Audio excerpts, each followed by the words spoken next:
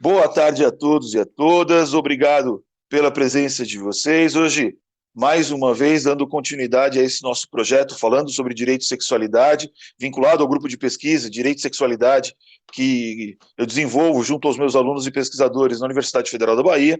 Hoje nós temos a honra de receber a professora Camila de Jesus Melo Gonçalves. Eu vou fazer uma breve apresentação aqui, mas depois eu dou um dado importante que fará com que os senhores entendam a relevância de professora Camila, que eu disse que eu ia tentar não chamá-la de professora o tempo todo, para essa nossa conversa. A professora Camila é doutora em Direito pela USP, orientada pelo ministro Celso Laffer, né? O professor Celso Laffer foi ministro das Relações Exteriores, foi ministro da Fazenda também, salvo engano, e é mestre em filosofia também pela USP. Camila, se eu falar alguma coisa de errado, você me avisa que a minha cola não funcionou, tá? Camila é juíza aqui em São Paulo, né? Na vara de violência doméstica e familiar contra a mulher da região norte aqui de São Paulo. Ainda está na vara de violência, né, Camila? Sim, sou titular lá. Joia. Professora da FGV, autora de inúmeros artigos, um deles, já antecipo, é o artigo de convidado da nossa primeira edição da revista, está muito interessante, nós vamos falar sobre a revista mais tarde, mas ela também é autora de um livro que foi publicado, se não me engano, em 2008, chamado O Princípio da Boa-Fé, Perspectiva e Aplicação, mas professora Camila também é autora de um dos, e aí agora eu vou fazer um jabá conjunto aqui, um dos 2 livros mais atuais sobre identidade de gênero que existem no Brasil. Da mesma forma que eu fico muito feliz de ser citado na ação do STJ, professora Camila é citada de forma reiterada pelo ministro Fachin em razão de sua obra, está aqui, ó, tem aqui ela aqui para vocês, Transsexualidade e Direitos Humanos, tá? Que é fruto da tese de professora Camila, que é de 2014, né, Camila? 2012. 12. Mas o livro é de 14, né? Exato. E acho que isso é uma referência muito importante, só para que vocês contextualizem. Sem que nós soubéssemos, eu estava escrevendo basicamente sobre a mesma ideia que Camila escrevia na mesma cidade, mas não conhecia o trabalho dela. Os materiais ainda não estavam disponíveis. A época, então, a gente estava muito próximo, mas ao mesmo tempo não conhecia o trabalho um do outro. E aí, logo depois que a minha tese sai em 2014, meu livro sai em 2015. Então, segundo uma pesquisa feita pela Universidade Federal de Santa Catarina, nos últimos 30 anos, existem pouquíssimas obras tratando sobre a questão da identidade de gênero. E as 2 mais recentes são o meu livro e o livro de professora Camila. Então, é um enorme orgulho ter aqui, nesse nosso bate-papo, alguém que compartilha o mesmo prazer pela pesquisa, a mesma luta por um ideal que é muito importante, e parabenizo Camila pela qualidade do livro, pela qualidade do estudo, pelo artigo que escreveu para a nossa revista, como disse, a gente vai falar ainda hoje sobre isso, e também, reitero, Camila é constantemente citada pelo ministro Edson Fachin, tanto no voto dele da ação da ADI, agora de 2018, se eu não me engano, como também em palestras. Eu acompanhei inúmeras manifestações do ministro Fachin, sempre que ele fala do tema, ele cita a obra de Camila. Então, antes de mais nada, Camila, muito obrigado, agradeço em meu nome, pessoal, agradeço por participar da revista, por ter sido tão solícita quando entrei em contato contigo, agradeço em nome da Universidade Federal da Bahia, mas agradeço principalmente em nome dos meus alunos e pesquisadores do grupo de pesquisa. Muitíssimo obrigado. E Camila vai falar hoje sobre a questão do gênero na jurisprudência, né? O tema é direito e gênero na jurisprudência. Então, Camila, por favor, a palavra é sua. Muito obrigado mais uma vez. Eu agradeço, professor Leandro. Fiquei muito feliz por esse convite, por a oportunidade de falar sobre esse tema. Pela minha trajetória, as palavras foram super gentis. Muito obrigada. Também não conhecia o trabalho, foi uma feliz coincidência mesmo. A gente precisa... É um assunto que acho que vale muito a pena, tem um espaço acadêmico para ser desenvolvido. E a minha ideia hoje, tratar do tema, é trazer um pouco, fazer um mapeamento do tratamento do gênero na jurisprudência, mas não sem antes tentar destrinchar dentro dessa ideia de gênero do que eu vou tratar. Porque gênero é um conceito que não é próprio, original, tradicional do direito. Eu me formei em 1993, não me deparei em nenhum momento com gênero na faculdade. Depois, fiz mestrado, o livro que o professor Leandro referiu é a minha dissertação de mestrado, que é sobre a boa-fé na área de filosofia do direito. Também não me deparei nada com gênero. Como juíza, eu trabalhava em vara civil, não me deparei com gênero.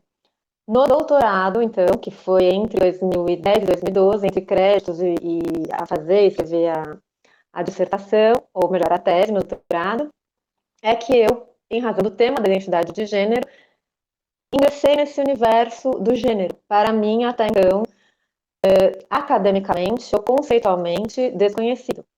E foi por aí que então se despertou para mim um monte de questões, inclusive eu como mulher, mulher, juíza, mãe, nunca tinha percebido coisas que aos poucos eu fui percebendo na minha vida.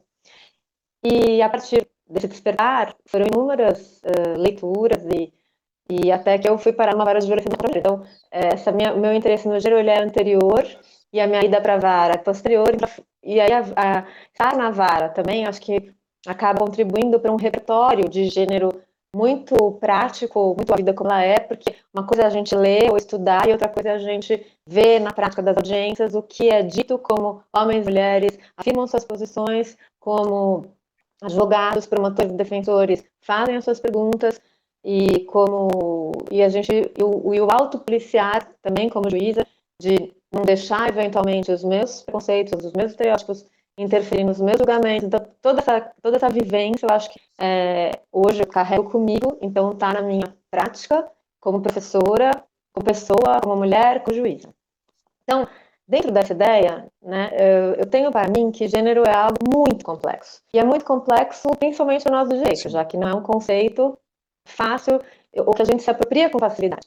É um conceito que vem das ciências sociais, da antropologia, e que é uma ciência muito mais empírica do que eu diria que é nosso objeto de trabalho. A norma, ela é por essência abstrata. Então, tem aí um passo, acho que é difícil. Mas, qual foi essa ideia de conversar hoje, de trazer aqui? Eu escolhi alguns acórdãos e, a partir deles, tentar fazer um percurso das possibilidades de compreensão do gênero. Certo. Então, assim, você quer falar uma coisa, Leandro? Não. É que eu fico aqui te ouvindo, eu vou concordando, desculpa, às vezes eu só concordo e acaba saindo minha voz, Camila, me perdoe. É que Não, o que mas... você está dizendo assim, é exatamente tudo que a gente vem trabalhando. Eu estou concordando com tudo até agora. Acho que a frase acima que eu ouvi nesse momento da sua fala foi: a gente tem que tomar cuidado para que a nossa vivência e os nossos preconceitos não influenciem nas nossas decisões. Né? Eu acho que isso é um ponto preponderante. Ouvir uma juíza falando isso é maravilhoso. Não. E até sobre esse aspecto a gente faz julgamentos toda hora, né? Não é só juiz que faz julgamento, todo mundo julga o tempo inteiro em sociedade. Então, nesse sentido, se aplica a todo mesmo, né? Mas, assim, fique à vontade para fazer as intervenções que você quiser ou para fazer comentários, por favor. Aqui, acho que a ideia de conversa enriquece muito para todos nós que estamos participando hoje. Isso.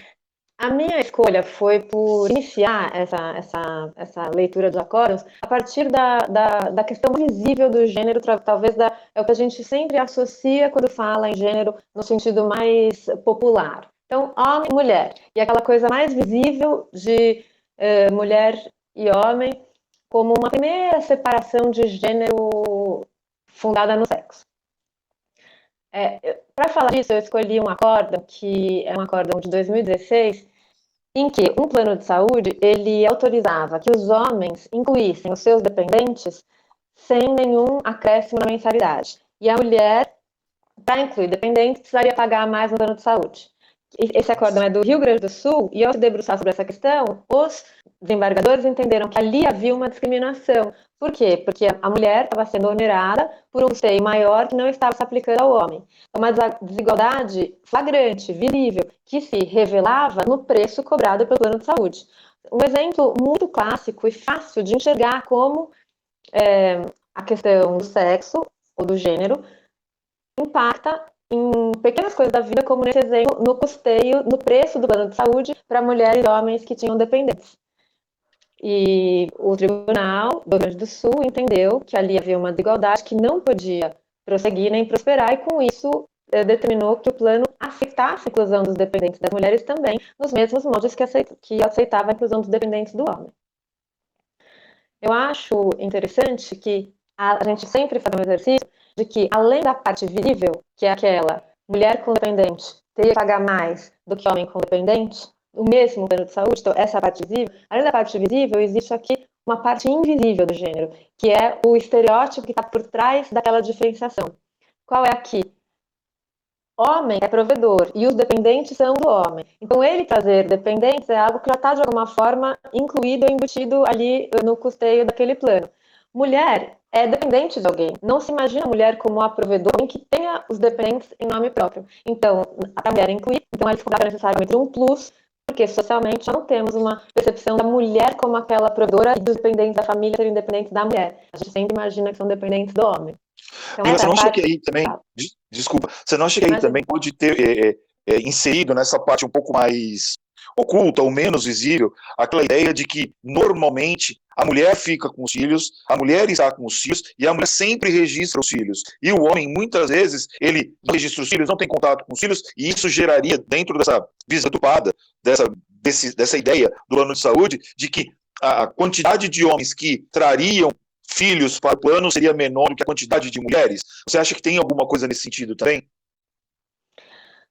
Eu confesso que, na minha leitura, a questão de gênero está muito mais ligada a uma ideia do homem como aquela pessoa bem patriarcal, que é o responsável pela família, de quem que é responsável por, então, pela alimentação, saúde, educação de todos. Então já tem ali uma ideia de que é normal o homem ter dependente, porque o papel social do homem Sim. é esse. É patriarcal. A mulher, não é normal a mulher ter dependência. Normal tudo entre aspas, né? Porque o Sim. papel social da mulher é de ser a dependente, não de ser alguém provedora. Mas acho que são todas aqui, nós estamos fazendo suposições, né? No campo da suposição. E até eu falei dessa questão do que está por trás, tem uma expressão que é muito interessante para falar de gênero e do que está por trás, que é o efeito matriusca, que é aquelas bonequinhas russas que a gente vai tem uma dentro da outra. Você vê a maior, ou você tira, mas quando você vai tirando uma dentro da outra, você tem muitas bonecas dentro daquela que estão invisíveis. E a gente, eventualmente, tornar visíveis os aspectos de gênero que estão envolvidos nas relações sociais, acho que é um exercício de tirar a bonequinha uma de dentro da outra para mostrar tudo que está ali dentro. O segundo acórdão que eu escolhi ainda é um acórdão do Supremo Tribunal Federal, agora, dessa vez. É um caso que não sei se vocês já chegaram a conversar, mas é um caso de um habeas corpus impetrado em favor de médicos que fizeram aborto no Rio de Janeiro.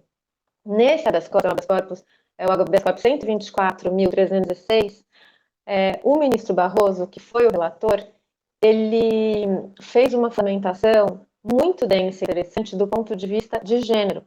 E ali ele desenvolve a ideia da discriminação indireta, como uma norma aparentemente neutra, ela acaba tendo uma repercussão particularmente gravosa sobre um grupo de pessoas, e isso leva a um prejuízo desproporcional. Então, um tipo de discriminação que não é direta, não é que nem no plano de saúde, cobra mais para um e menos para outro. Ela é indireta, porque a norma neutra acaba onerando, ela não onera mais um determinado grupo de pessoas. Veja no caso do plano de saúde que eu sei, o contrato estava tratando gente homem e mulher, exigindo que as mulheres passassem um plus. No caso aqui do ministro Barroso, ele está falando de situações em que a norma não faz distinção, a norma é neutra. Só que, como as pessoas estão em situações diferentes na realidade, ela acaba incidindo sobre algumas pessoas de uma forma mais gravosa do que sobre outras. E aí acontece a discriminação, que ele denomina discriminação indireta. Nesse caso, a discriminação, ele desenvolveu um longuíssimo raciocínio sobre as mulheres, que os fatos, só a mulher engravida, só a mulher tem um corpo transformado, isso gera toda a proibição do aborto, acaba causando um dano proporcional muito maior para a mulher, até porque ela é a única destinatária de uma norma que puna pessoas que engravidem, porque só a mulher engravida. Então, nesse Camila, sentido, pois não, desculpa, diga. salvo o melhor juízo, acho que é nesse acordo do habeas corpus que o ministro Barroso fala alguma coisa mais ou menos assim, que se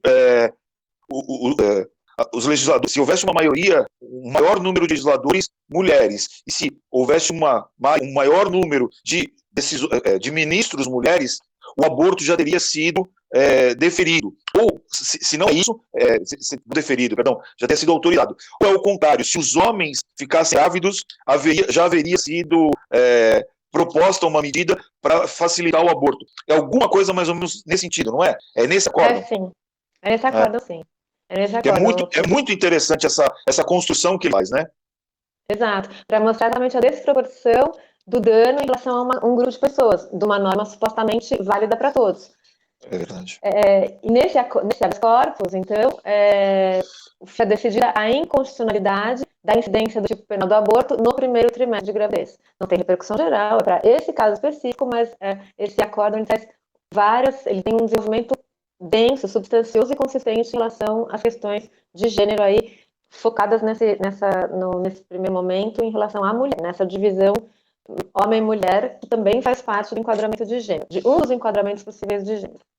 A terceira forma aqui que eu escolhi é o habeas corpus coletivo das mães grávidas, gestantes ou mães das presas, mães ou gestantes que estavam em prisão preventiva e foi concedida a ordem para que elas fossem colocadas em prisão domiciliar. E toda a fundamentação da habeas corpus coletivo é exatamente a questão das condições e também muito fundada na ideia dos direitos dos filhos, da proteção à primeira infância.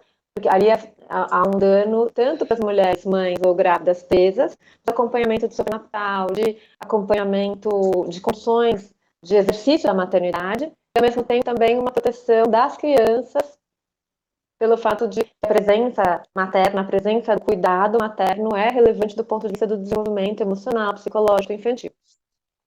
Aqui eu chamo a atenção falando aí de novo no efeito matriusca, tirar a boneca dentro.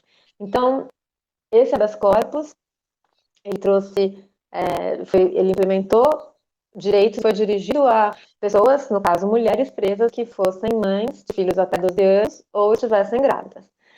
E em alguns grupos foi conversado que, por um lado, a decisão é protetiva e emancipadora do ponto de vista de gênero, mas, por outro lado, a decisão traz embutido um reforço de gênero no sentido de reforçar a ideia de mãe como cuidadora, de mulher como cuidadora.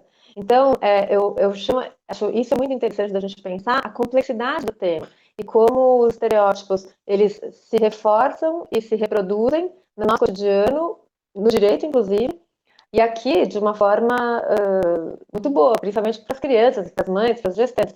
Mas é interessante a gente não perder de vista o estereótipo que está embutido no raciocínio, que é que as mães e mulheres são as principais ou mais importantes cuidadoras dos seus filhos. E se a questão de gênero é buscar a desnaturalização, então a gente precisa ficar atento, mesmo quando a naturalização for benéfica para o raciocínio, para a conclusão jurídica.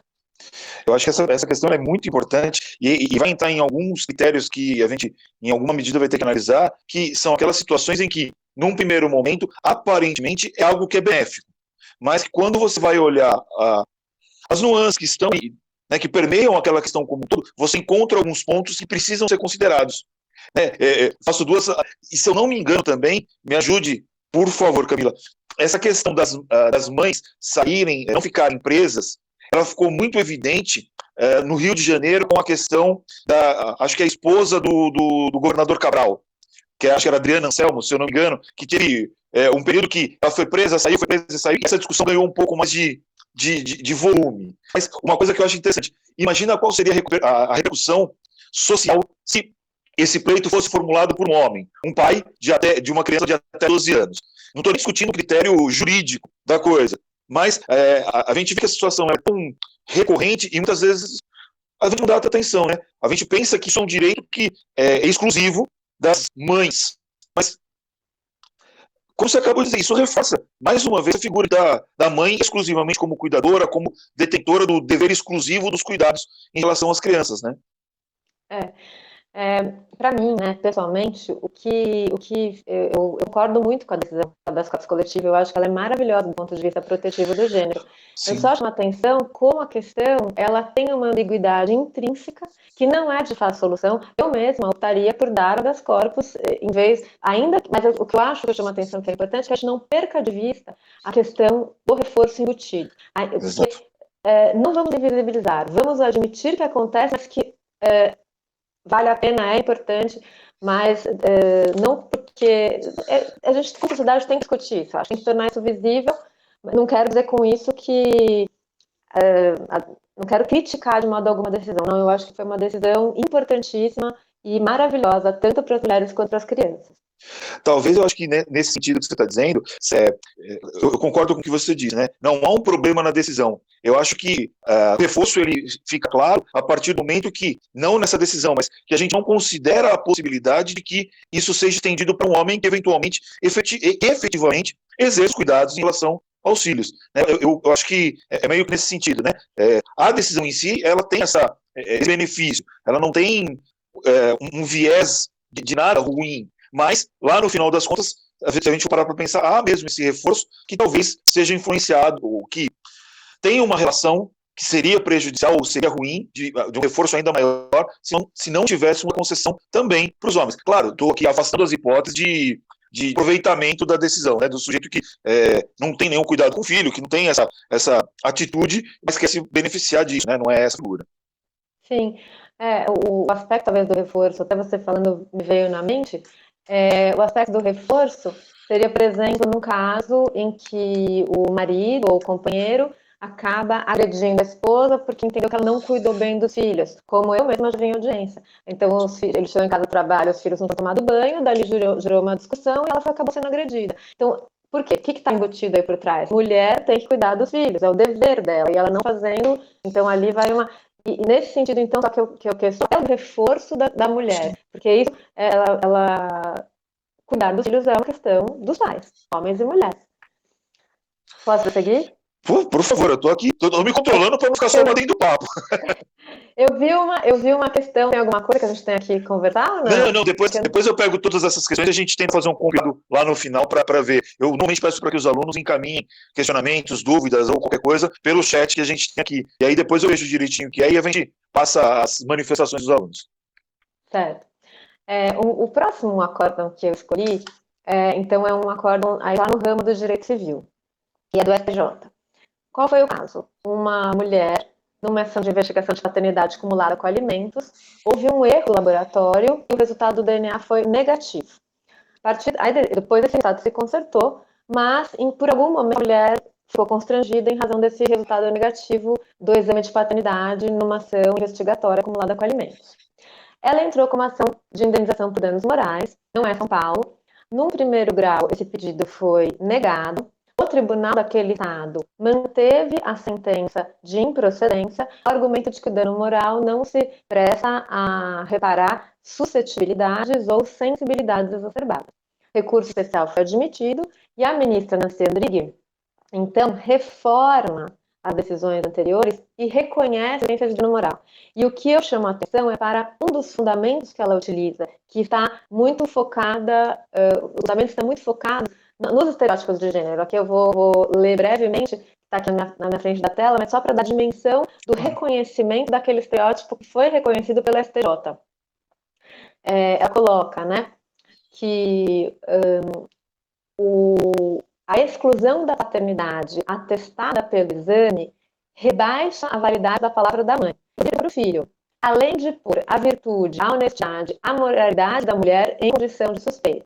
É que, apesar das profundas modificações que a modernidade suscitou nas relações familiares e sociais, provocando uma onda de democratização de suas estruturas, atitudes e determinadas concepções conservadoras tendem em manter suas raízes na sociedade brasileira, sobretudo quanto ao comportamento sexual da mulher.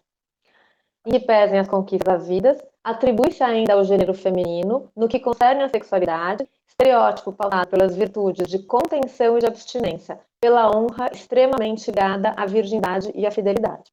Então, nesse acórdão, o STJ, numa decisão de relatoria da ministra Nancy Andrighi, reconhece que os estereótipos que guiam o feminino ou a mulher acabam fixando um padrão dentro do qual a mulher merece uma proteção jurídica. Então, a mulher recatada, de moral sexual contida, ligada à virgindade e fidelidade, é a mulher juridicamente protegida, ou a mulher que tem mais facilidade de acesso aos seus direitos, de reconhecimento de seus direitos, e a mulher que, se não está enquadrada nesse estereótipo, tem uma menor aceitação social.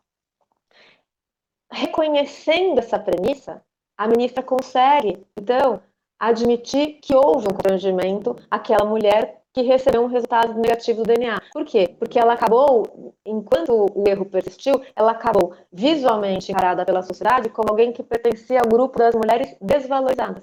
Então, vejo como admitir esses estereótipos, a governança desses estereótipos em relação à mulher, à sexualidade da mulher, acaba até sendo importante para poder aquilatar a importância do constrangimento sofrido. Então, nesse sentido, eu achei que esse acórdão é bem... não sei nem o número do recurso, depois Quero sim. é o recurso especial número 1700-827. Depois, para os alunos, depois eu faço as anotações aqui, eu passo todos esses dados, ou se você tiver esses dados já compilados e puder me encaminhar com os órgãos, eu até já encaminho para eles também depois, tá? Mas podem ficar tranquilos que depois eu disponibilizo todas essas informações para vocês. Tá ótimo. Então, esses acórdãos, né, esses 3 primeiros acórdãos, 4 primeiros acórdãos, eles estão relacionados, então, dentro dessa ideia de gênero meio equiparado, em critério biológico, mulher e homem. Então, mulher que tem moralidade curada, a mulher que engravida, no caso do aborto, a mulher mãe, presa ou gestante, ou a mulher que paga plano de saúde diferente. Mas é uma primeira concepção que eu acho que a gente pode identificar de gênero na jurisprudência, de gênero aproximado ao sexo biológico, talvez o critério mais antigo e tradicional por qual as pessoas tratam gênero, meio como sinônimo de sexo.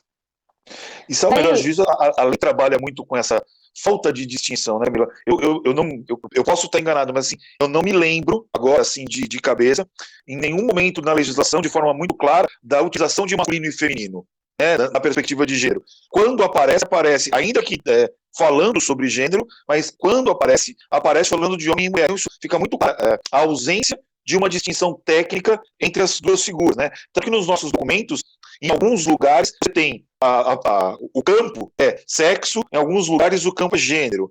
Em alguns lugares, para você assinalar, é homem ou mulher, em outros lugares é masculino e feminino. Então, essa confusão de conceituação que você está trazendo, ela é recorrente, tanto na nossa legislação como na vida social, né? Sim, inclusive, curioso você tratar disso, que você falando, me recordei de um lugar da lei que refere a feminino, que é exatamente na tipificação do feminicídio. O feminicídio é matar em razão de sua condição feminina. E o mais curioso é que toda a licença, que eu vou falar não é nenhum segredo, mas que a ideia foi exatamente não usar a palavra gênero no feminicídio, diferentemente do que acontece na Lei Maria da Penha, para que a proteção fosse exclusiva à mulher biológica. Mas foi aonde entrou o feminino no texto legal. Até quando querem fazer uma exclusão, erram na conceituação, né? É verdade, a figura do feminicídio é perfeita, é o mais escândalo que eu acabei me esquecendo, mas é isso mesmo, né? E uma das discussões que a gente vê bastante é se a mulher trans pode ser vítima ou não do feminicídio. Se a questão é feminino, não é sexo, é gênero, então acho que a discussão fica um pouco mais tranquila, mas exatamente, é perfeita essa construção, eu não tinha me atentado a essa figura. Para tratar da próxima acórdão, eu quero, então, trazer um conceito de gênero, né? Um primeiro conceito de gênero, porque acho que a gente pode conceituar gênero de muitas formas. Na minha primeira bateria lá de acórdãos, eu tratei de gênero e sexo como sinônimos, fundado no critério biológico de mulher e homem. Agora, eu trago o conceito de gênero como categoria histórica, analítica, de John Scott, não sei se vocês conhecem ou já iram trabalhar. E pinço do conceito dela 2 elementos que me parecem essenciais. Gênero como uma construção social e fruto de um padrão cultural, e, portanto, mutável no tempo e no espaço, mas acrescido de algo que, segundo a John Scott, também integra o conceito de gênero, que é a relação de poder. Então, não é apenas relação social e padrão cultural, mas é também relação de poder. É um critério hierarquizante. Gênero é, essencialmente, um critério de construir hierarquias sociais. E nessa hierarquia social construída por essa categoria gênero, tem várias categorias sociais de análise. Raça, classe, mas gênero é uma delas. E nessa relação de poder estabelecida por essa categoria gênero, mulheres ocupam uma posição inferior e homens ocupam uma posição superior. Esse conceito de gênero da John Scott, que nessa relação social, padrão cultural, estereótipo e relação de poder, eu encontrei esse conceito no voto da ministra Rosa Weber na ação declaratória de constitucionalidade da Lei Maria da Penha. Eu não sei se todos sabem, mas a Lei Maria da Penha ela é de 2006, e de 2006 a 2012 ela não foi aplicada de uma forma uniforme no Brasil. Por quê? Porque houve uma resistência do sistema de justiça, então, advocacia, Ministério Público, magistratura, no sentido de admitir uma lei específica para mulheres, entendendo que essa especificidade ela violaria o princípio constitucional da igualdade. Então, embora o controle concentrado de constitucionalidade seja do Supremo Tribunal Federal, em cada processo, em cada caso, no controle de cada magistrado, promotor, deixava de aplicar a lei, mantinha a aplicação da Lei 9.099, tratando o caso como narcopotencial ofensivo, porque reconhecia a inconstitucionalidade de um tratamento exclusivo para mulheres. Em 2012, o Supremo, então, estabelece que a Lei Maria da Penha é constitucional, embora ela efetivamente assegure um tratamento diferente para a mulher agredida e para o homem que agride a mulher. Esse tratamento diferenciado, ele não ofende a igualdade, uma vez que o Supremo reconhece uma desigualdade, a partir da qual o tratamento igual não seria útil para uma efetiva igualdade material, seria uma igualdade formal que não atenderia ao propósito efetivo do princípio constitucional da igualdade. E no voto da ministra Rosa Weber, ela expressamente coloca que, e até também vou aqui me permitir ler um trecho curto, mas ela coloca: impende observar, por fim, o amplo reconhecimento do fato de que, uma vez marcadas em uma sociedade machista e patriarcal como a nossa, as relações de gênero, pelo desequilíbrio de poder, a concretização do princípio isonômico na esfera das relações de gênero reclama a adoção de ações e instrumentos afirmativos voltados exatamente à neutralização da situação de desequilíbrio. Nesse trecho, eu encontro o reconhecimento dessa concepção de gênero como instituidor de uma hierarquia e, portanto, como um veículo como algo que traz embutido a regulação de relações de poder na sociedade. Então, esse julgamento, né, da ação declaratória de inconstitucionalidade 4.424, todos os ministros praticamente deram voto, é muito longo o julgamento, é um julgamento histórico, ele é posterior ao relatório da Comissão Interamericana de Direitos Humanos, no caso Maria da Penha, então ele já traz todo um substrato teórico sobre gênero que vem do relatório da Comissão Interamericana, e o Supremo, naquele momento, se apropria muito desses conceitos e é uma lição de gênero para nós. Acho que todo mundo que se interessa pelo tema vale a pena, em algum momento, ler ali os votos, são bem interessantes. Não encontrei explicitamente em outros julgados essa questão do gênero como falando de relação de poder ao falar de gênero. Encontrei muitas decisões que falam de gênero como construção social, padrão social e comportamental socialmente construído, mas que reconhece também que esse padrão cultural, além de ser socialmente construído, também traz embutido uma hierarquia de poder. Isso eu só achei aqui nessa ação sobre a Lei Maria da Penha. Camila, eu sei que não é esse desculpa, não sei, eu sei que não é esse o escopo da sua manifestação, mas aí eu tenho um questionamento a te fazer. A minha turma, eu tenho uma turma na pós-graduação que a gente trabalha direito, raça e políticas afirmativas. E nessa turma, muitas vezes eu discuto com eles que, em alguma medida, eu acho que, em algum ponto, a gente pode discutir a mulher como vítima de racismo. Sob a mesma perspectiva do poder que você acabou de trazer e usando como um parâmetro bastante claro a decisão do STF com relação à criminalização da homotransfobia. Quando a gente analisa a figura da homotransfobia sendo analisada, sendo verificada, ou ela sendo atribuída uma condição de racismo, aí eu não tenho essa ideia de poder como um parâmetro, não de gênero agora, mas de sexualidade. Será que a gente não podia fazer uma interpretação extensiva nesse sentido? Sei que essa minha afirmação é um pouco delicada, principalmente considerando a sua condição de juíza da vara de violência da mulher. Leandro, faz de novo para a minha pergunta, me perdi um pouquinho. Não, desculpa, o raciocínio é tão complexo, tão abstrato que eu me perdi um pouco. Não, vamos lá. A primeira parte da sua afirmação anterior, você dizia que nós não tínhamos, ainda aquela hipótese da declaração de constitucionalidade da Lei Maria da Penha, você não tinha localizado outras circunstâncias em que a figura do poder seria considerado como um elemento para classificação, para o entendimento de gênero. Certo?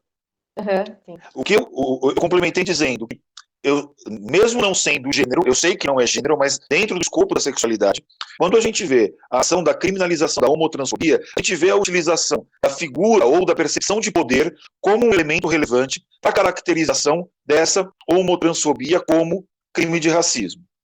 O que eu quero que você, a minha pergunta é, você consegue visualizar a possibilidade de quase uma interpretação extensiva, ainda que não seja a expressão mais adequada, mas para atrelar também a violência contra a mulher em razão da figura do poder, dessa disparidade, como uma modalidade de racismo?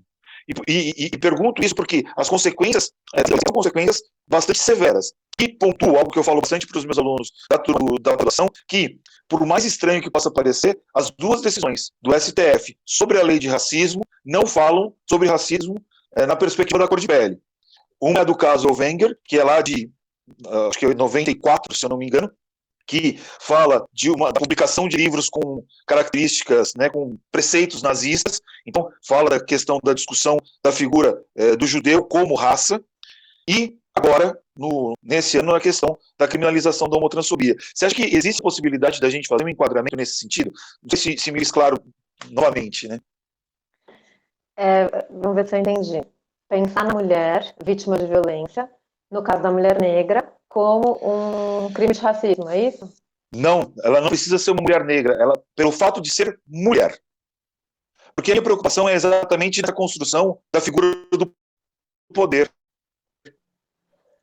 Entendi. Eu sei que é uma brisa além da conta, tá? Eu sei que eu estou elucubrando aqui. Eu sei que esse não é o padrão ordinário. Mas a minha preocupação é que muitas vezes a mulher, se a gente fizer uma analogia simples, a mulher é vítima do mesmo tipo de agressão verbal, por exemplo, que são vítimas os homossexuais, os transexuais, por exemplo. Então, nesse contexto, será que a gente não podia, em razão da falta de uma expressão clara do que é raça e da concepção dada pelo STF de raça, que tem muito a ver com essa figura do racismo estrutural, da questão da hierarquia, da questão do poder, se isso não poderia, em alguma medida, ser atrelado? Leandro, eu acho assim,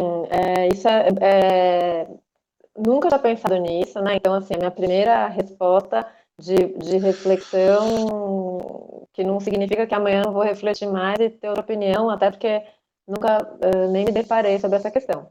Mas, em princípio, não, não, eu não, eu não vejo, para mim não faz sentido imaginar, transpor, na verdade, a relação de poder de gênero, ou melhor até, não faz sentido invisibilizar a relação de poder que está embutida nas questões de gênero pelas questões de poder que estão embutidas nas questões de raça. Eu acho que elas são importantíssimas nelas mesmas, elas têm características diferentes, elas se intercruzam também com outras questões, mesmo na questão das mulheres brancas, negras, ricas, pobres, indígenas, elas não sofrem o mesmo tipo de violência, já há uma diversidade imensa e com certeza uma mulher branca, rica, sofre muito menos do que uma mulher pobre negra, ou uma mulher trans, ou uma mulher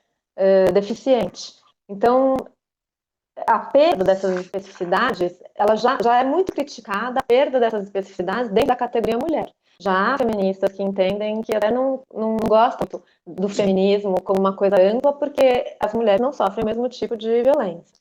Exato. Aí você abrir mão da categoria mulher, no fundo, porque ali existe uma relação de poder.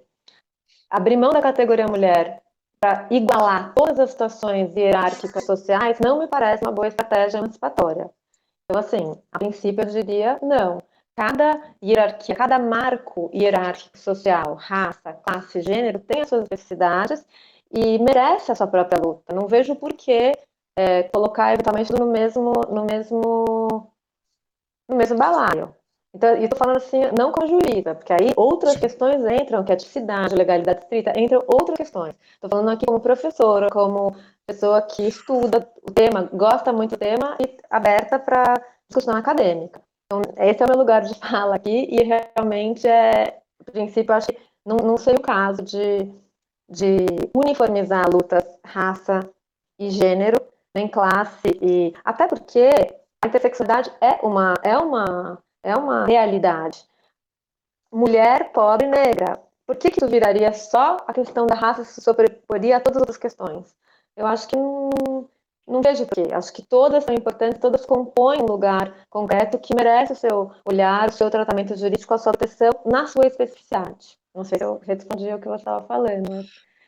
Não respondeu. É que a minha dúvida ela é particularmente vinculada ao conceito de raça que o STF adotou. É um conceito mais abrangente, exatamente porque a própria Constituição, quando fala de raça, ela separa, né, cor e raça. Então, o STF, quando trata do tema, ele deixa claro que raça não envolve exclusivamente o critério de cor de pele. E como o STF foi trazida para a figura da questão da identidade de gênero e também da questão da orientação sexual, eu queria saber a sua opinião sobre isso. Porque a gente tem visto também uma crescente discussão, e eu sei que são coisas distintas, mas uma crescente discussão sobre a figura de cotas em favor das mulheres, em algumas áreas específicas, como, por exemplo, na questão dos partidos políticos, de eleições e tudo mais. Então, foi mais ou menos nesse viés que eu queria saber qual era o seu posicionamento, qual era o seu entendimento, ainda que você tenha deixado claro que é a primeira vez que você para dialogar sobre esse viés. E aí, você tocou numa coisa também que eu acho interessante, falou sobre o aspecto da raça, mas eu falo sobre o aspecto de gênero. Se a gente, por exemplo, raça, a Constituição trata de um jeito. Se a gente for estudar raça, na sociologia, na antropologia, vai ter um outro significado. Gênero é a mesma coisa. Supremo, STJ, magistratura, todo mundo pode falar que é gênero, mas existe, isso às vezes me aflige, existe uma tradição, uma trajetória acadêmica muito densa, às vezes construída por anos. E às vezes uma decisão judicial de uma profundidade não igual ao que muitas pessoas se dedicam ao redor do mundo, porque tanto raça quanto gênero são temas globais, não são temas brasileiros, nacionais. Então, até porque nós temos na academia esse rigor científico em relação ao significado dos termos, eu acho que uma coisa é decisão judicial, outra coisa é a academia. A academia tem uma preocupação de rigor científico teórico que é diferente que o judiciário enquanto produz suas decisões. E a gente ter consciência dessa diferença eu acho importante também. Principalmente porque a gente aqui está na academia. Então, para mim, né, às vezes eu leio alguns textos jurídicos que falam, como você me trouxe, usam os conceitos de uma forma diferente do que elas são empregadas na própria área. Então, às vezes, usa gêneros, usa sexos. Outro dia eu vi sexo jurídico, quer dizer, criou ainda uma outra situação. Então, só esse cuidado de que, no fundo, o judiciário não tem um comprometimento acadêmico. Claro, não é essa a missão, é questão de estão mais preocupados com o rigor teórico do termo do que com alguma interpretação, principalmente quando não são termos jurídicos. Uma coisa é você falar de um termo, sei lá, hipoteca, é uma construção jurídica, eles têm um conhecimento teórico profundo do que significa a hipoteca. Outra coisa é falar gênero, não é uma palavra jurídica, não é uma construção dogmática do direito, então já é mais complicado. Eu costumo falar para os alunos, Camila, não sei se isso que acabou de dizer corrobora muito essa minha ideia. Eu adoraria que no grupo de pesquisa, por exemplo, falasse de responsabilidade civil. Porque responsabilidade civil é um termo jurídico, você aprende na graduação e você vai trabalhar com os seus desdobramentos. Um dos meus maiores desesperos no grupo de pesquisa é quando os alunos falam assim para mim, professor, o que eu uso para estudar sexualidade? Eu falo, amigo. Porque, da mesma forma que o pessoal que trabalha com direito médico, por exemplo, quase tudo o que nós usamos quando discutimos alguma coisa relacionada a direito e sexualidade, a base da discussão ela não é o direito, ela é a sexualidade. A gente aplica conceitos jurídicos a questões que são estabelecidas num outro universo. Só que esse universo com o qual a gente trabalha é um universo extremamente técnico, complexo, muitas vezes quando lido de forma totalmente anacrônica em alguns casos. E você tem que ter trabalho, então, de entender, além de entender o aspecto jurídico, você tem que entender os aspectos sociológicos, culturais, antropológicos que envolvem aquilo. Por isso que eu acho tão complicado o tema que nós, para alguns, absurdamente, mas acredito que você vai concordar comigo, tão deliciosamente escolhemos. Porque eu acredito que tanto você quanto eu tive que fazer, muitas das minhas pesquisas, eu li muita coisa que não tinha nada a ver com direito. Mas exatamente para conseguir estabelecer algum critério básico, alguma compreensão mínima dos conceitos de sexualidade. E ainda assim, hoje eu leio inúmeras coisas que não são de direito e eu fico pensando, será que todas aquelas ideias atreladas à sexualidade que eu usei como base, ou que eu uso como base, até que ponto elas são sólidas o suficiente para a gente... Então, assim, é muito complicada essa questão. E acho que isso que você está trazendo é preponderante. Né? Tentar entender o que são os conceitos de sexualidade é algo que é indispensável para quem quer estudar a nossa matéria. Só que a pessoa precisa entender necessariamente que nós estamos fora do mundo do direito. Né? E aí a coisa fica muito mais complicada. Né? Tem que ler alguns textos que não são necessariamente do mundo do direito, são um pouco mais técnicos, mais complicados, fogem à nossa estrutura comum de trabalho, né? Exato, exatamente. E agora, trazendo aqui o último recorte ou concepção de gênero que eu utilizei para buscar os meus acórdãos nessa ideia de falar sobre gênero na jurisprudência. E aí, eu acho que aí vem o conceito de gênero, talvez, não sei, que nós trabalhamos nos nossos doutorados, é um gênero... aí eu vou trazer aqui o conceito da Butler, né? Sim. Da Butler com a seguinte acepção. Para ela, no fundo, tudo sempre foi gênero. Ela critica a ideia dessa dicotomia corpo e gênero, que é da tradição do feminismo. Ela fala, essa ideia de sexo biológico vem da natureza e gênero é o cultural, o social, o padrão construído, para ela, isso é furado. Por quê? Ela fala assim, não existe nada fora da cultura. Quando eu olho um corpo, quando eu olho um genital, aquilo já está impregnado de cultura. Eu já dou um significado para aquele corpo que a cultura já foi passando de geração para geração. Então, para ela, ela diz, tudo é gênero. Sempre é gênero que está governando, inclusive, a inteligência dos corpos. Quer dizer, como a gente compreende os corpos de homem e de mulher, isso não tem nada a ver com natureza. A gente compreende corpos de homem e mulher a partir das relações de gênero, a partir do que a gente compreende por homem e mulher, que é algo anterior ao corpo. É algo que a gente...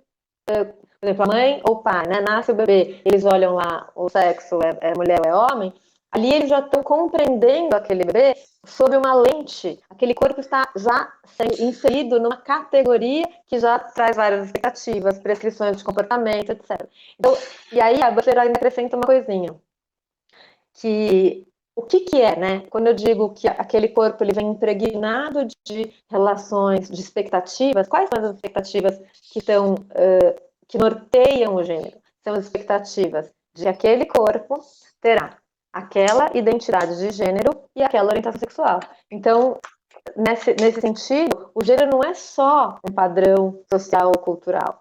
O gênero impõe um padrão heteronormativo de que quem tem corpo de homem ou quem tem peso se identifica como homem e gosta de mulher. Quem tem corpo de mulher se identifica como mulher e gosta de homem. É a heteronormatividade.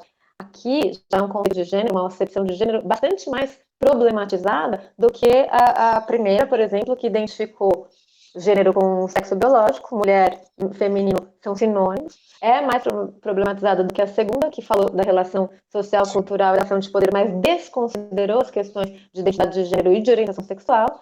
E por isso que eu deixei para o final essa última concepção de gênero aqui, que ela já está bem mais problematizada, inserida dentro de um padrão heteronormativo social, em que qualquer desvio aí acaba gerando um desafio social de reconhecimento, no caso das pessoas trans, da identidade de gênero.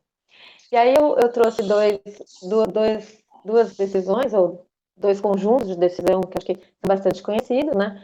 O casamento de homossexuais, a possibilidade de família, na verdade, porque o Supremo reconheceu a possibilidade de união estável para pessoas do mesmo sexo, foi o CNJ que regulamentou o casamento, mas a decisão do Supremo, ela reconhece o direito à família no meio da união estável. E eu estou incluindo isso nesse tratamento do gênero exatamente porque estou dando a gênero essa acepção ampla de governo dessas dimensões, tanto corporal, identitária, quanto de sexualidade. Mas eu tenho que fazer essa explicação aqui, porque existe mais de um tipo de possibilidade de tratar o gênero. Agora estou tratando de gênero desse jeito, para incluir também a orientação sexual. E por isso que eu falo, o casamento de homossexuais é uma questão de gênero. Porque... Camila, deixa eu fazer só um adendo rápido. Eu acho que tem uma coisa que é interessante nessa construção que você trouxe previamente, que leva em consideração o pensamento da Judith Butler, é pensar que, na verdade, essas expectativas elas existem antes mesmo da pessoa nascer. Né? A primeira pergunta que se faz a uma mulher grávida é menino ou menina? E esses marcadores sociais, eles já vão seguir essa criança a partir daí, porque é a cor do quarto, a cor da roupa, o enxoval, enfim, todos aqueles elementos. Então, eu acho que isso é um adendo importante, porque às vezes a gente acha que o marcador ele surge com a visualização física daquela criança se ela nasceu com pênis ou com vagina, e aí a gente só teria um problema se fosse a figura do intersexual. A questão, eu acho que ela é mais complexa ainda e mais problematizada, porque esses marcadores, eles acompanham essa pessoa antes dela nascer.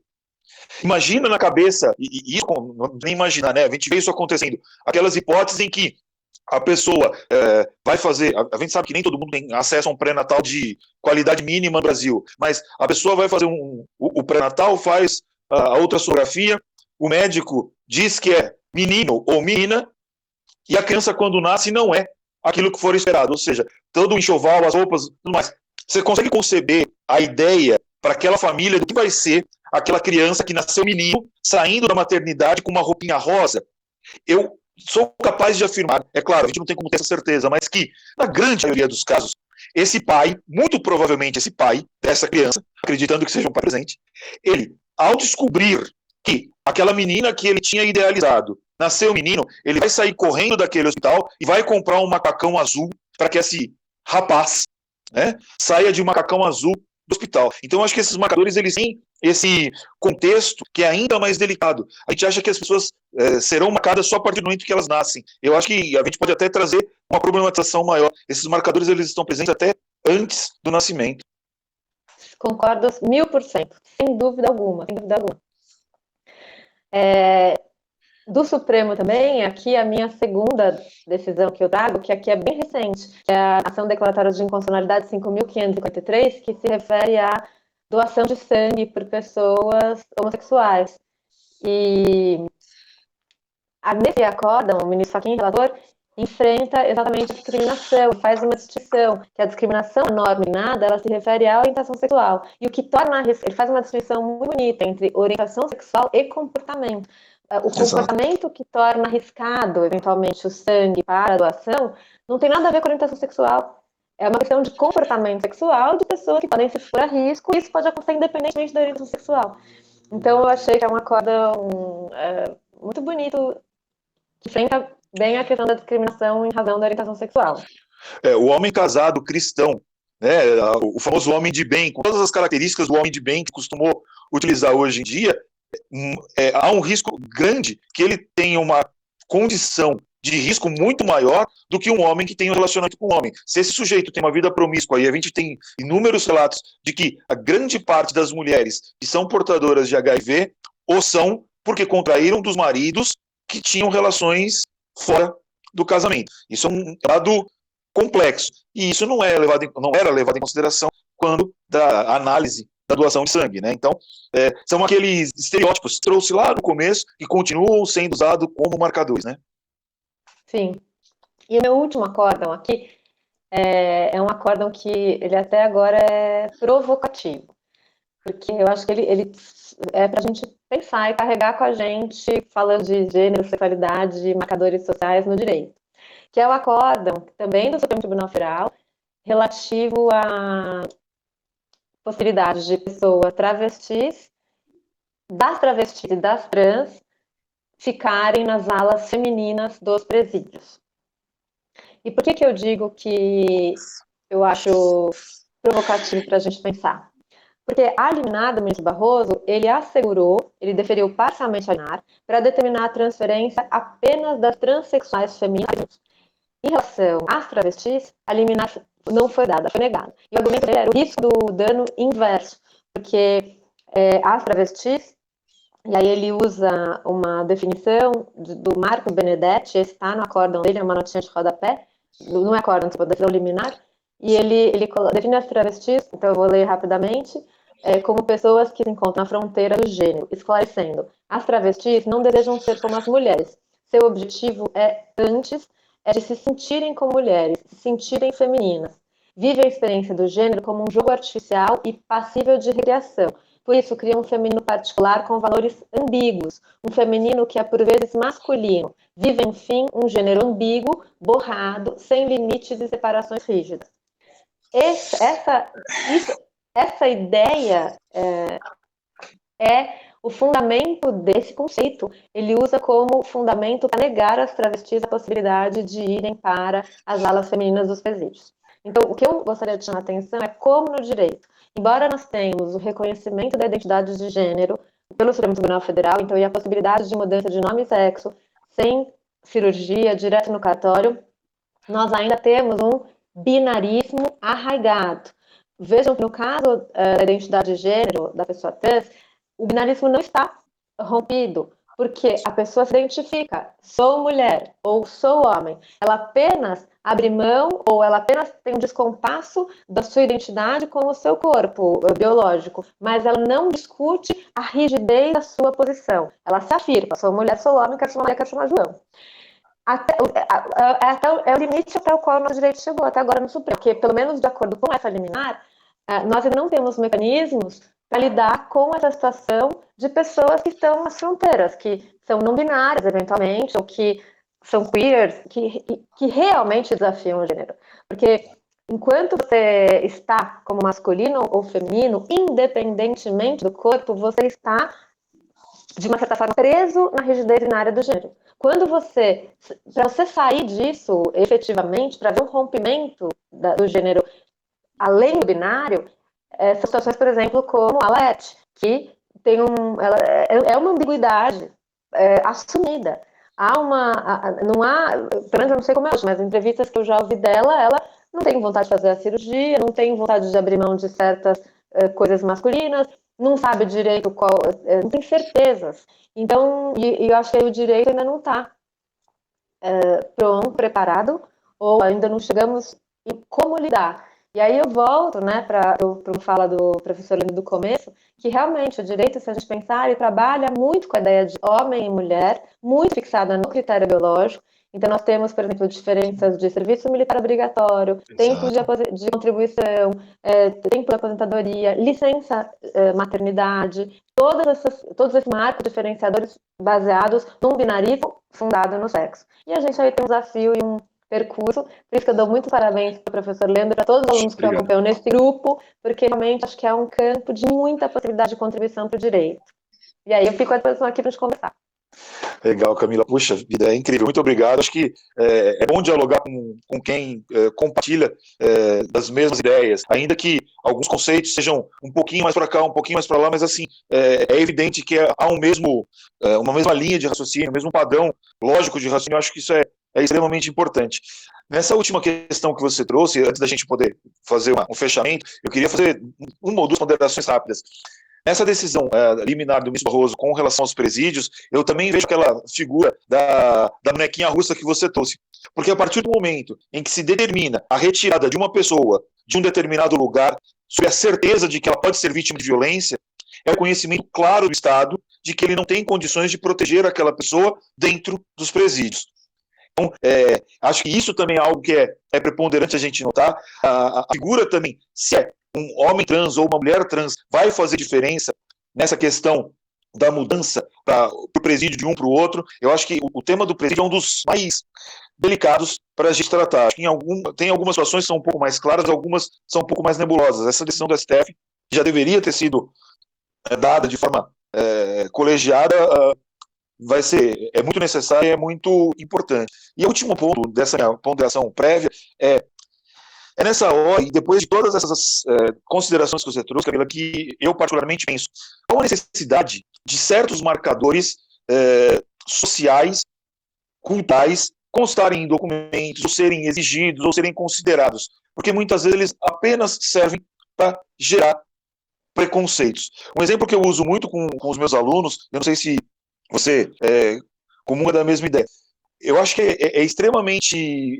ofensivo, se a gente pensar sob a perspectiva do direito à intimidade, que as pessoas sejam obrigadas a informar o seu sexo ou gênero em todo e qualquer documento ou ficha cadastral que vai preencher. É uma informação íntima, pessoal, particular, e que você quer expor nos seus documentos. O exemplo que eu uso com os alunos é mais ou menos o seguinte: quando eles vão fazer matrícula na faculdade, obrigatoriamente, eles vão ter que preencher o quadradinho perguntando o sexo ou o gênero deles. E o meu questionamento sempre é o mesmo. Qual é a necessidade dessa informação para a universidade? Se eu for parar para pensar, né, o primeiro pensamento é banheiro. Eu tenho uma discussão enorme quanto à figura dos banheiros, a gente sabe que essa discussão é tremenda e também está esperando o STF, mas, de regra, todo e qualquer lugar vai ter um banheiro em duplicidade, né, o banheiro binário, por assim dizer, o banheiro masculino e o banheiro feminino. Então, assim, dificilmente você vai ver em algum lugar uma maior incidência de banheiro masculino ou feminino por conta da consideração da existência de um maior ou menor número de pessoas, levando em consideração sexo ou gênero. Mas é interessante que as faculdades de regra, ou em outros documentos, você não vê a necessidade de declaração se você é destro ou canhoto, que é algo que é importante para comprar carteira adequada para quem é canhoto.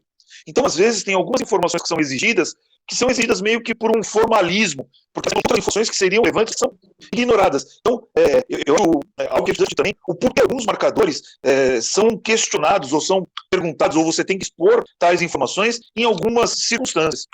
Enfim, são as minhas elucubrações aqui. Ótimo, muito obrigada. Pessoal, eu vou só. A primeira coisa, tenho que pedir desculpas à professora Camila. Vi agora que a gente ficou de bate-papo aqui e já passamos em muito aquilo que eu havia combinado com a professora Camila, que seria um bate-papo de 50 minutos, 1 hora no máximo. A gente está quase 1 hora e meia aqui batendo papo. Claro, né, com as minhas intervenções constantes, a gente não ia ter como escapar. Mas deixa eu ver aqui, Camila, a gente tem algumas considerações dos alunos, rapidamente, tá? Tem aqui, pelo que eu posso ver, coisas rápidas, mas Juliana fala o seguinte, considerando que o papel de cuidador é uma imposição decorrente do gênero, essa não poderia ser considerada como uma espécie de ação afirmativa? Esse reforço de gênero não seria a forma de viabilizar, não, melhor, de visibilizar discriminações que precisam ser corrigidas? Acho que é com relação àquelas primeiras questões que você trouxe da distinção sexo e gênero nos 2 ou 3 primeiros acordos. Sim. A questão da mulher como cuidadora, ela é uma questão que é debatida sob as lentes do feminismo em vários países. E ela aparece principalmente nas discussões sobre as licenças parentais. Então, esse debate das licenças parentais é um debate muito rico aqui no Brasil, mas em outros países. E vamos pensar o seguinte, o que eu estou falando do quê? Mulher fica 120 dias pela Constituição, homem fica 8 dias pela Constituição. O que esse caso dispensado de licença parental indica? Que é a mulher que cabe os cuidados do filho, tanto que ela está 120 dias, o homem só 8. E qual é, então, pensando naquela bonequinha que a gente vai tirando, qual que é o problema, qual que é a consequência dessa ideia de que a mulher que cuida? A mulher vai se dedicar mais à casa. O tempo da mulher é mais para os filhos. Qual é a consequência disso? A mulher não vai subir tanto nos cargos de poder do trabalho, porque ela não é muito confiável. Qualquer coisa ela vai para casa. Ela vai ter um salário menor, porque ela fica grávida. Então, assim, são muitas repercussões. Então, alguns países se reivindica que as licenças parentais sejam mais igualitárias, para que no mercado de trabalho isso também se reflita no sentido de salários mais iguais, e para que as tarefas de casa sejam mais divididas e compartilhadas. Nós temos hoje, no momento de pandemia, hoje até feriado aqui em São Paulo, onde está saindo muito nos meios de comunicação como as mulheres estão sobrecarregadas, mesmo trabalhando em suas casas, porque elas estão acumulando os trabalhos domésticos com os maridos em casa também. A questão que se coloca é qual o papel que o direito tem nisso? Podemos pensar em ações afirmativas, como a Gina colocou, podemos pensar em tentativas de diminuir essas desigualdades. Mas estudos apontam como a licença parental desigual, muito maior para a mulher do que para o homem, pode resultar numa discriminação que se volta contra a própria mulher depois. É um reforço, né, dessa condição que você estava apresentando há alguns instantes. Salvo o melhor juízo, a Alemanha, a Suécia, enfim, alguns países europeus, até mesmo Chile, aqui na América Latina, estabelecem hoje em dia que a licença ela é uma licença familiar. Em alguns lugares estabelecem o prazo, mas eles impõem que dentro do prazo o prazo seja dividido, por exemplo, de forma igualitária entre o homem e a mulher. Então, se o prazo é de 120 dias, ok, metade desse prazo vai ser exercido pelo homem, metade vai ser exercido pela mulher, porque aí vai gerar reflexos, como você mesmo trouxe, nos cuidados efetivos da criança, mas também na inserção dessa mulher no mercado de trabalho. Mas, de novo, acho que a gente está aí diante daquela história da bonequinha russa que você trouxe. É muito delicada essa discussão, mas é uma discussão muito importante, porque enquanto esses dias eu estava vendo uma dessas lives que a gente tem visto bastante, eu não lembro exatamente quem foi o professor que falou isso, mas é uma situação, acho que foi o professor Rodrigo Pereira Cunha, que ele disse alguma coisa mais ou menos assim: enquanto a gente estiver numa sociedade em que a mulher, a mãe, fala, eu deixo o pai e o filho dele, como se isso fosse uma atitude, estivesse fazendo algo além da conta, a gente está numa sociedade em que existe, sim, uma imposição dos deveres de cuidado para a mulher e uma presunção dos deveres relacionados ao suporte financeiro ao homem. Enquanto isso não mudar, enquanto o homem não e isso é que eu uso com os meus alunos, enquanto o homem não trocar a fralda do filho dele de verdade, ao invés de a criança precisa trocar a fralda e pega a criança e dá para a mãe, enquanto isso for uma realidade, a gente vai estar numa sociedade com essas características. Acho que, não sei se você concorda comigo, Camila, mas acho que muitas dessas coisas acabam reforçando mesmo os estereótipos que você traz lá no começo, você trouxe lá no começo dessa nossa conversa, né? Sim, até eu sou professora de Direito de Família na GV. E tem uma contribuição, eu leio sobre o enfoque do direito da mulher, mas tem uma contribuição grande da psicologia no direito de família, que aponta a importância da presença paterna, tanto para o homem, que também ali tem um espaço para desenvolver a afetividade, a sensibilidade, quanto a criança. Todo o conhecimento da psicologia incorporado ao direito, até nessa ideia de que a mãe não é dona do filho, e de que o filho é muito importante a presença paterna, como o pai também. Exato, não concordo plenamente contigo. Acho que são esses pequenos cuidados que a gente tem que ter e tomar nesse tipo de circunstância para não ver o risco de que algumas medidas que a gente entende que possam ser benéficas, e somente são, em alguns casos, acabem gerando ainda mais segregação, acabem gerando ainda mais problema. Não era para ter entrado o que entrou aqui agora na tela, Camila, mas eu aproveito aqui. Porque eu queria mostrar o seu artigo antes da gente encerrar. Eu falei para os alunos, e Camila, já antecipo o convite, provavelmente semana que vem eu vou tentar fazer algum evento virtual de lançamento da revista. E você, como autora, e já vou mostrar esse artigo, mas principalmente como uma das integrantes do conselho editorial da revista, que aceitou, felizmente, o meu convite há um tempo, eu queria apresentar para os alunos, aqui em primeira mão, a capa do acesso à revista. Se vocês virem aqui, a revista ela é composta basicamente de alguns elementos, mas nesse primeiro momento, o importante mesmo é que vocês vejam exatamente isso aqui. Eu não sei por que eu não estou conseguindo fazer com que ande a tela aqui. Deixa eu ver se vai andar. Agora andou. Tem 2 artigos aqui, que são artigos que não passaram por avaliação, né, no sistema técnico que a gente tem que seguir. Que é a tradução que eu fiz de um artigo do professor alemão, chamado Jens Stillen, que ele era da Universidade de Kiel, no norte da Alemanha, que ele discute essa questão do gênero binário, tá? Que é esse texto que está aqui, gênero binário, repensando o direito ao reconhecimento de gênero, e também, e esse é o ponto importante dessa nossa conversa, né, que nesse lançamento semi-oficial da nossa revista, o artigo de cuidado dessa primeira revista, da nossa revista de lançamento, é exatamente um artigo da professora Camila, Igualdade de Gênero no Poder Judiciário, uma proposta de ação afirmativa. Então, eu queria encerrar esse nosso bate-papo exatamente trazendo esse elemento para confirmar a gratidão que eu tenho a Camila por ter aceitado o nosso convite, por fazer parte da revista, por ser uma voz tão importante nas discussões sobre esse tema e, singelamente, agradecer por ter o primeiro artigo de convidado da nossa revista. Então, eu encerro a minha parte da nossa conversa, Camila, mais uma vez, te agradecendo, como disse, em meu nome, em nome dos meus alunos e pesquisadores e também em nome da Universidade Federal da Bahia. Eu que agradeço, Leandro. É uma honra estar aí na primeira edição da revista. Muito feliz de estar nesse conselho editorial. Como você falou, nós somos apaixonados pelo mesmo tema e estamos juntos aí para promover essa revista. Escrevam muito, estudem muito, vamos fazer esse assunto circular aí no nosso país. Tá, gente, agradeço muito o convite. Agradeço, Camila, agradeço a todos os presentes e até uma próxima conversa.